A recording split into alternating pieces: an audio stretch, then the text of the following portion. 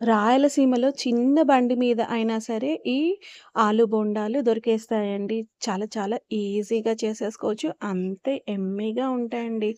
వేసిన బోండా పగిలిపోకుండా అలాగే ఇలా రౌండ్‌గా ఆలు బోండా రావాలంటే చిన్న చిన్న సింపుల్ టిప్స్ ఫాలో అవ్వాల్సిందే.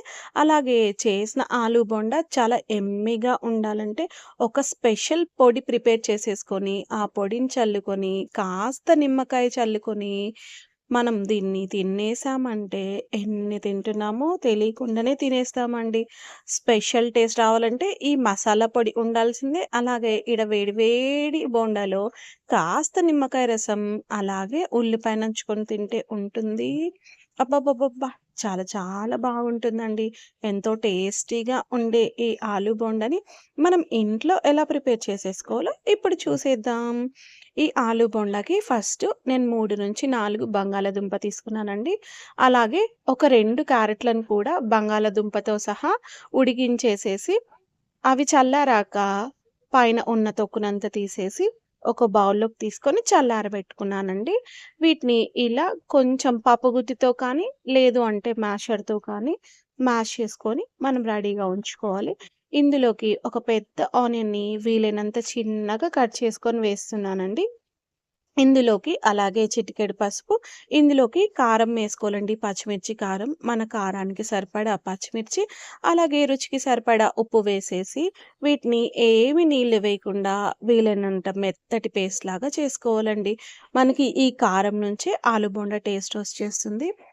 మీకు ఈ పచ్చిమిర్చి కారం వద్దనుకుంటే మామూలుగా ఎండుమిర్చి ఉంటుంది కదండీ!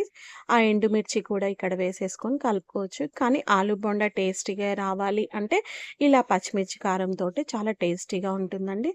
వేసుకున్న కారం బాగా కలిసిపోయేలాగా కలిపేసుకున్నాక చివరగా కొంచెం కొత్తిమీర, అలాగే పుదీనాను కూడా ఇలా కట్ చేసి వేసుకొని ఈ మిశ్రమంలో వేసి కలుపుతున్నానండి. ఈ ఆలు బోండా మనం తిన్న తర్వాత గూడా గ్యాస్ ఫార్మ్ అవ్వకుండా ఉండటానికి నేను ఆలుతో పాటి కొంచెం క్యారెట్ తీసుకొని దాన్ని కూడా ఉడికించి ఈ మిశ్రమంలో వేస్తున్నానండి. ఈ క్యారెట్ అనేది మీ ఆప్షన్ అండి. Complete optional. ఒకవేళ ఇష్టం లేకపోతే స్కిప్ చేసేసి ఈ బోండాని ఓన్లీ ఆలుతోటి చేసుకోవచ్చండి. మనం వేసిన ఉప్పు, కారం అనేది కరెక్ట్‌గా సరిపోయేలాగా కొంచెం టేస్ట్ చూసేసి అన్నీ సరిపోయాయి అంటే ఇలా చిన్న చిన్న లడ్డూల్లాగా ప్రిపేర్ చేసుకోవాలండి.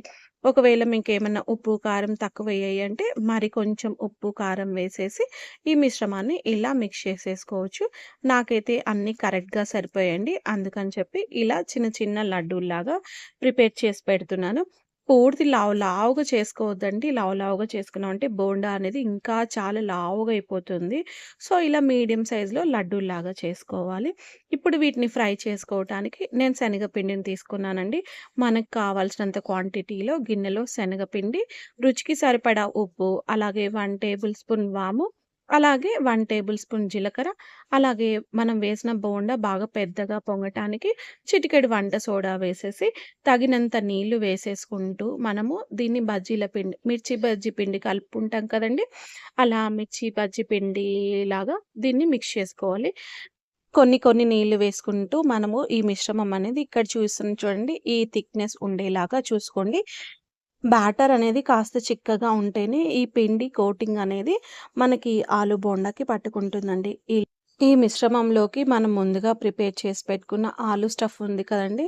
ఆలు స్టఫ్‌ని ఇలా బ్యాటర్‌లో ముంచేసి ఇక్కడ చూపిస్తున్నట్టు నెమ్మదిగా ఆయిల్‌లో డ్రాప్ చేయాలండి. చూడండి ఇలా వేసి ఇలా నెమ్మదిగా డ్రాప్ చేస్తే మనకి ఆలు అనేది చక్కగా రౌండ్‌గా వస్తుందండి.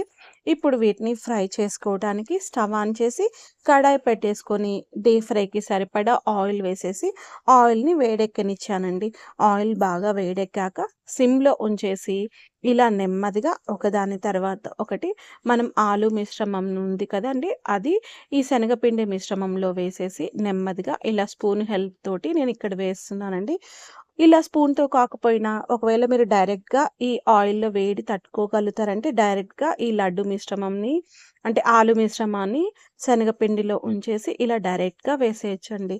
కానీ నేనైతే స్పూన్ హెల్ప్ తీసుకొని ఇలా వేస్తున్నాను. వేసిన వెంటనే నెక్స్ట్ వైపుకి మరో వైపుకి తిప్పకుండా ఇక్కడ చూపిస్తున్నాను చూడండి.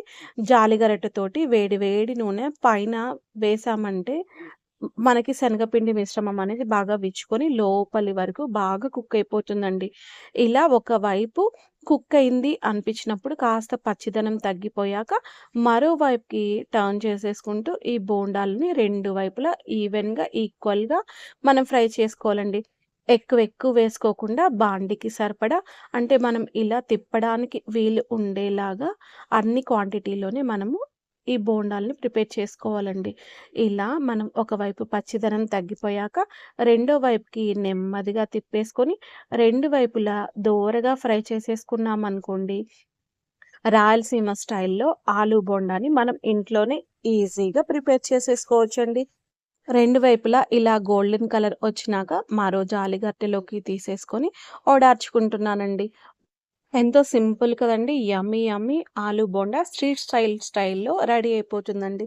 ఇలా రెడీ అయిపోయిన వాటిని నేను సర్వింగ్ ప్లేట్‌లోకి సర్వ్ చేసేసుకుంటున్నాను. ఎంత బాగా వచ్చాయో చూడండి రౌండ్‌గా అసలు బయటికి ఆలు స్టఫ్ అనేది బయటికి రాకుండా నీట్‌గా లోపల మొత్తం స్టఫ్ మొత్తం లోపలే ఉండిపోయింది. అలాగే ఈవెన్‌గా, ఈక్వల్‌గా ఫ్రై అయిపోయాయండి. ఈ బోండాలు ఇంకా యమ్మీ టేస్ట్ రావాలంటే ఇది వేయించి పొడి చేసుకున్న ధనియాల పొడి, అలాగే కొంచెం ఉప్పు వేసుకున్నానండి.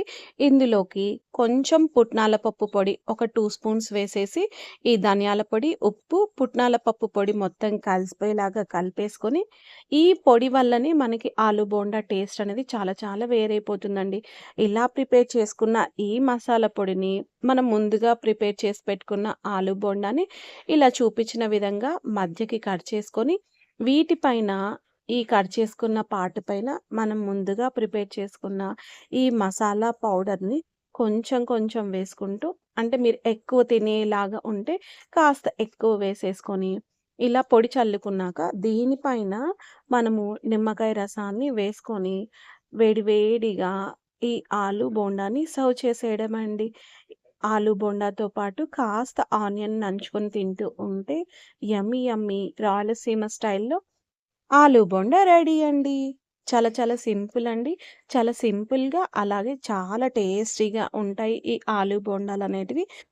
ఈ బోండా రెసిపీ గనక మీకు నచ్చినట్లయితే కంపల్సరీ ట్రై చేయండి. ట్రై చేశాక మీకెలా కుదిరిందో నాకు కామెంట్ చేయండి. Thank you.